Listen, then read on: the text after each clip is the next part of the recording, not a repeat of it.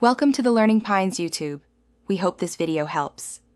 You start by securing your data because the repair can change files, so back up to an external drive or iCloud now.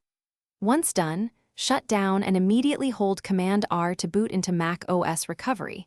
This loads tools to inspect the startup disk. Make sure you know the admin password and Apple ID for any required authentication. If you see a firmware lock, stop and note that needs removal first. This gets you straight to the disk utilities without delay. You open Disk Utility and choose View, then Show All Devices so you see the app's container and underlying volumes. This matters because repairs often target the container rather than a single volume. Once visible, select the app's container and click First Aid. Let it run until it reports completion. If it repairs one volume, run First Aid on each volume in the container. If First Aid reports errors it cannot fix, make a note of them, because your next steps will change. Reinstall or use terminal.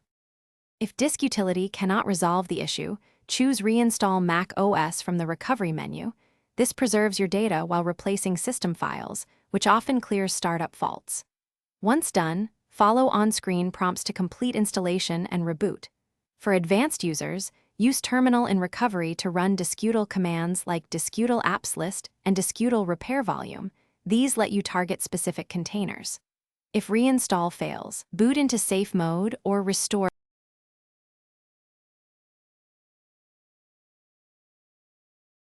Thanks for watching. Consider subscribing if we helped you.